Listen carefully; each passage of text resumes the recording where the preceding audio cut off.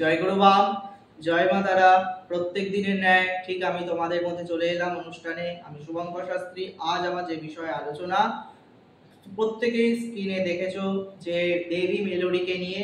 এই দেবী মেলোডি কে কিভাবে তার উৎপত্তি এবং এনার ক্রিয়া কিভাবে করা হয়, কিভাবে সাধনা করা হয়, সমস্ত নিয়ে আজকে আমি আলোচনায় আসবো এই মেলোডি সম্পর্কে।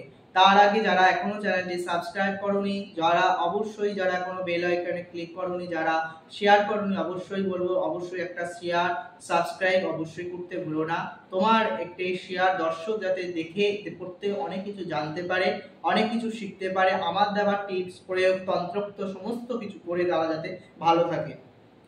আর যারা এখনো শেয়ার করোনি, এই যে সাবস্ক্রাইব করোনি, তারা অবশ্যই বলবো সাবস্ক্রাইব করো যাতে আমি চ্যানেলে প্রোগ্রাম করা মাত্র তোমাদের কাছে সেই অনুষ্ঠান পৌঁছে যায়। এবং তোমরা বহু কাজের মধ্যে মানুষ ব্যস্ত থাকে, তবু বহু কাজের মধ্যে থেকেও সময় তো অবশ্যই মানুষ বার করতে চাইলেই পারে। তাই 10 মিনিট 15 মিনিট সময় এমন কিছু ব্যাপার না।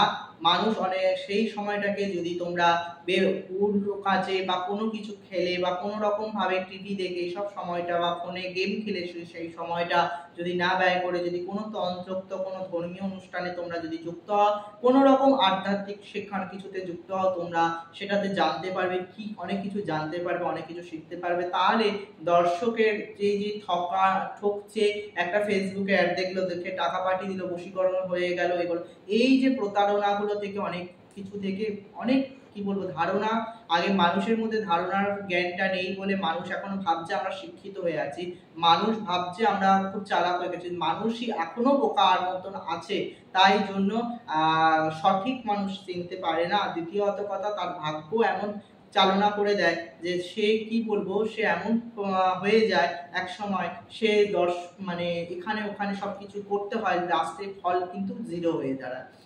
কিন্তু আগে যাই হোক, প্রথমত এই যে মেলোডিকে নিয়ে আমি আজ এই বিশেষ আলোচনা। এই মেলোডি দেবীকে নিয়ে আগে কখনো কেউ প্রোগ্রামে এসেছে কিনা বা ইউটিউবে হোক বা আমার কোনো দেখা নেই বা জানাও নেই। এই আমি মেলোডিকে নিয়ে এলাম। অনেকে কর্ণপিশাচিনী নিয়ে, অনেক প্রেত নিয়ে, অনেক সব সাধনা নিয়ে বহু নানান এপিসোড আমিও দিয়েছি, বহু লোকও দিয়েছে, কিন্তু এই মেলোডি দিয়ে কেউ কখনো বলেনি বা প্রত্যঙ্গিরা সম্পর্কেও এখন অব্দি কেউ এপিসোড দেয়নি।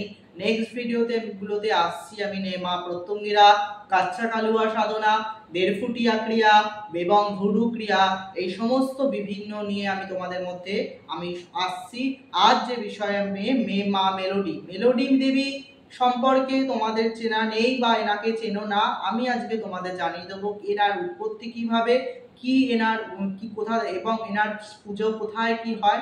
প্রথমত এই মেলোডি দেবী হচ্ছেন গুজরাটে, এনার আরাধনা প্রথমত বেশি হয়, কিন্তু এনার উৎপত্তি কামাখ্যাতেই। দেবী নবদুর্গা ক্রোধ থেকে সৃষ্টি এই মা মেলোডি, এবং এনার উজ্জয়িনীতেও কামাখ্যাতে কিছু কিছু জায়গা আছে এবং গুজরাটে এই নার ক্রিয়াকলাপ বেশি হয়ে থাকে। এছাড়া কলকাতার বুকে বেশি কোনো সেরকম তান্ত্রিক এনার ক্রিয়া জানেও না। আর দ্বিতীয়ত কথা, আজকাল ওই মেলোডি ক্রিয়া শিখতে গেলে তাকে আগে সাঁওতাল ক্রিয়া, মারানগুরু ক্রিয়া, বিভিন্ন ক্রম, সাবর মন্ত্র, বিভিন্ন কিছুর উপরে জ্ঞান থাকতে হবে এবং তাকে উচ্চ লেভেলের তন্ত্র প্রয়োগ, মানে অন্যান্য যে দেবদেবীর যে প্রয়োগ থাকে তার থেকে মেলোডি ক্রিয়ায় যদি কোনো ভুল ভ্রান্তি বা কোনো কিছু হয়, বিপদ অনিবার্য। যেমন আমরা মা ছিন্নমস্তা প্রয়োগ জানি, যেমন আমরা করলে সেটি যদি সঠিকভাবে না করা হয় তার সেটির জন্য কোনো ক্ষয়ক্ষতি হতে পারে, ঠিক সেরকমই এই মেলোডি ক্রিয়া যদি কোনো রকম ভাবে ভুল ত্রুটি বা কোনো রকম যদি হয়, তার বিপদ অতীব আরো মানে কি বলবো বলে বোঝাতে পারবো না। এই মেলোডি ক্রিয়া, এই ডাকিনী চর্চা, এগুলো খুবই খতরনাক। প্রথমত এই দেবীর গুজরাটে এই মায়ের আরাধনা করা হয়। দেবী কৃষ্ণবর্ণা এবং দেবীর শুধু কোথাও কৃষ্ণবর্ণা দেবী বলছে, দেবীর 8 প্রকার রূপের আমরা পরিচয় পাওয়া যায়। দেবীর এছাড়া 8টি রূপ আরো আছে, তার মধ্যে একটি রূপ হচ্ছে মাসান মেলোডি।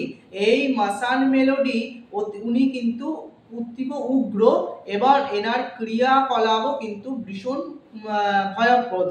এনার ক্রিয়াকলাপ কিন্তু আমাদের বেঙ্গলে কেউ করেও না আর জানেও সেরকম কজন আমি জানি না। আমার গুরু পরম্পরা থেকে আমার শেখা এনার ক্রিয়াকলাপ কিভাবে এনাকে করতে হয়, তাই জন্য আজকে আমি তোমাদের কাছে এই মেলোডি সম্পর্কে বলতে পারছি।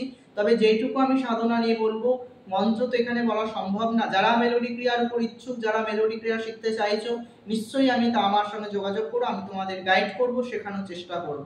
অবশ্যই যদি তোমাদের সে তন্ত্রের বিষয়ে জ্ঞান কিছু থাকে তবেই তোমরা তন্ত্রের এই লেভেলের তন্ত্র তোমরা শিখতে পারবে। আদার্সওয়াইজ সবার জন্য এই মেলোডি ক্রিয়া, প্রত্যঙ্গিরা, ভলু ক্রিয়া, এগুলো তো সবার জন্য সব তান্ত্রিক শিখতে পারবেও না, আর দিলেও নিতেও পারবে বলে আমার মনে হয় না। যাই হোক, এই মেলোডি দেবী প্রথমত আমরা চণ্ডমুণ্ড নাশ, চণ্ডমুণ্ড বধ বা মহিষাসুর বধ, ধূম্রলোচন বধ, বিভিন্ন মায়ের নানা রূপে নানা বধের কাহিনী শুনেছি। ঠিক আজ আমরা শুনবো এই মেলোডি মা কিভাবে উৎপত্তি। আমরা অমরূপ দৈত্য নামে এক দৈত্য অসুর শিবের বরপ্রাপ্ত, এনার শিবের বরপ্রাপ্তই তিনি। পরবর্তীতে যখন বরপ্রাপ্ত হওয়ার পর স্বর্গমর্ত পাতাল যখন মানে কি বলবো যুদ্ধে ব্রত হন, তখন ভগবান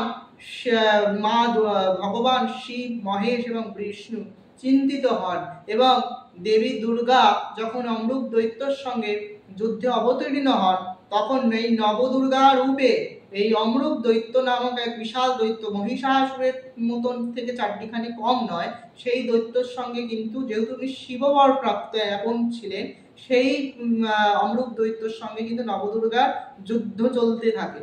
সেই যুদ্ধ চলাকালীন এইবার সেই ক্ষেত্রে শাস্ত্র বলছেন, যখন এইবার মা ছলনাবশত এই অমরূপ দৈত্য মৃত ছাগের শরীরের মধ্যে প্রবেশ করে, তারপর মা নবদুর্গা এই দেবী ওই অমরূপ দৈত্যের ছলনা স্বরূপ বুঝতে পারে। বোঝার পর সেই নবদুর্গার তেজ এবং শক্তি দুটোর মিলনে মিলিত হয়ে এই কন্যা রূপী এই মেলোডির মায়ের সৃষ্টি হয়। তখন এই মেলোডি তখন দেবীর কাছে জানতে চায়, দেবী আমার কাজ কি?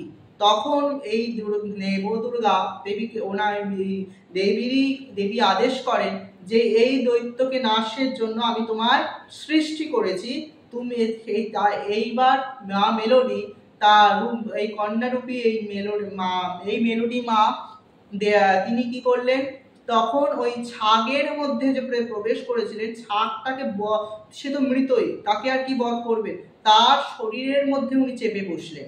দেবীর এই ভার সেই দৈত্য সহ্য না করতে পারে, তখন ওই ছাগের শরীর থেকে যেই মুহূর্তে বেরিয়ে আসলে, তখন সেই মুহূর্তে দেবী তাকে বধ করেন।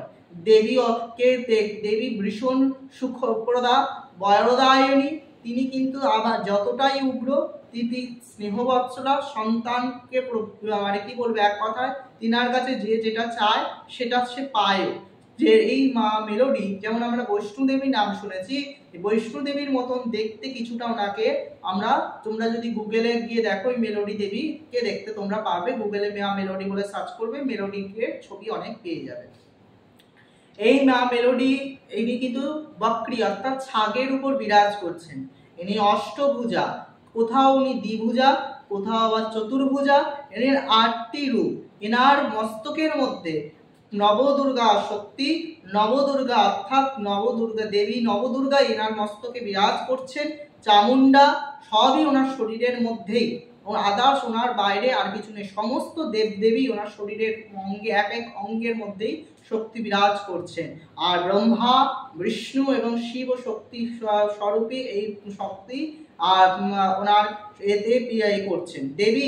এই দেবী আরাধনা করলে বা এই দেবীর আরাধনা কিভাবে দুরকম ভাবে করা যায়, তামসিক এবং সাত্ত্বিক দুইভাবে।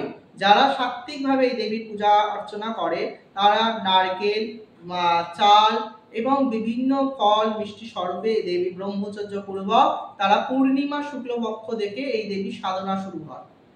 যারা তন্ত্র মতে এই দেবীর আলোচনা করতে চায়, তা দেবীর সাধনা করতে গেলে তখন তার তাকে ভোগ লাগাতে হয়। অবশ্যই বা নিজ দেবীর উদ্দেশ্যে বলি করা সেই ছাগলের অর্থাৎ ছাগ মাংস, মদ্য, লাড্ডু, কলা, নারকেল, ছোলা, গুড় ইত্যাদি সমস্ত দেবীকে অর্পণ করতে হয়। গুরু প্রদত্ত থেকে সাবর মন্ত্র এবং গুরু দেবীর বীজ কানে নিয়ে দেবীর মহাসাধন করা যায়। দেবীর রুদ্রাক্ষ মালায় এই মন্ত্র জপ করা যাবে, কিন্তু দেবীর আসন অবশ্যই হওয়া চাই ছাগের চামড়ার আসন, ছাগ চর্ম আসন, অথবা মঙ্গলবারে মৃত ব্যক্তি অপঘাতে লাশে চাপা দেওয়া সেই কাফানের যে কাপড় আমরা বলে থাকি, সেই কাফানের কাপড়ের আসরের উপর দক্ষিণ দিকে ধূপ দীপ চারমুখ দিয়া সর্ষের তেলে প্রদীপ এবং সামনে ভোগ লাগিয়ে ব্রহ্মচর্য তো অবশ্যই মাস্ট, এবং একটি মৃত চণ্ডালের মাথার উপর দেবীর যন্ত্র উপস্থাপন করে এই দেবীর সাধনা শুরু করতে হয়। দেবী সাধনায় সিদ্ধিলাভ হলে পরে সে সাধকের এতটাই ক্ষমতাশালী হয়ে থাকে যে ডাকিনী শক্তি থেকেও মানে যেমন আমরা তার ধারে কাছে কোনো সেই শক্তি মানে মেলোডি শক্তির সাধনায় সিদ্ধিলাভ হয়ে যাবার পর তার কিন্তু দেবীর এমন একটা মানে আলাদা করে আর কৃপা ধন্য হয়ে ওঠে, সে চাইলেই কিন্তু ত্রিলোক বশ করার কিন্তু ক্ষমতা সে কিন্তু হয়ে ওঠে। মেলোডি দেবীর ক্রিয়া খুবই ভয়ানক এবং তার ক্রিয়া কাটানো কিন্তু সহজে কিন্তু সম্ভব হয়ে ওঠে না, যে যত বড়ই তান্ত্রিক হোক না কেন, যদি তার মধ্যে কোনো রকম দেবী ক্রিয়ার উপর বা কোনো দেবী শক্তি বা দশ মহাবিদ্যা, অষ্টদশ মহাবিদ্যা বা উচ্চমার্গীয় কোনো তন্ত্রোক্ত ক্রিয়াকলাপের উপর জ্ঞান না থাকে, খুটখাট ক্রিয়া শুধু চারটে বশীকরণ বিচ্ছেদ জেনে কিন্তু এই ক্রিয়া কাটানো সম্ভব হয় না। যদি বা কোনো বগাবগি প্রয়োগ হোক, যত রকম প্রয়োগ ভৈরব ক্রিয়া হোক, যাই করুক না কেন, কাটানোর আগে 10 বার ভেবে করাটা ভালো। কেন কাটার কিভাবে প্রয়োগটা করা হয়েছিল সেগুলো তো সে জানে না, তাই সে না কাটিয়ে দেওয়ার জন্য চেষ্টা করছে তার মতন। যদি কোনো রকম ভুল ভ্রান্তি হয়, সাধকের গা মন্ত্র বন্ধন যদি ঠিকঠাক না থাকে, সেই ক্ষেত্রে কিন্তু এই দেবী স্বয়ং মা দুর্গার থেকে সৃষ্টি, সেই জন্য কিন্তু এক কথায় তার সাধকের ক্ষতি পর্যন্ত হতে পারে। তবে এই দেবী ক্রিয়া দুস্বার্থেই করা যায়, ভালো কর্ম এবং খারাপ কর্ম দু কর্মই এই দেবীর কর্ম করা যায়। বিশেষ করে এই দেবীর ক্রিয়ায় করে যদি কারোর উপর মারণ কর্ম বা বারণ করা হয়, সেই ব্যক্তির কিন্তু 7 দিন যায় না, সেই ব্যক্তি কিন্তু মৃত্যু অবধারিত বা মৃত্যু হয়ে যায় পর্যন্ত।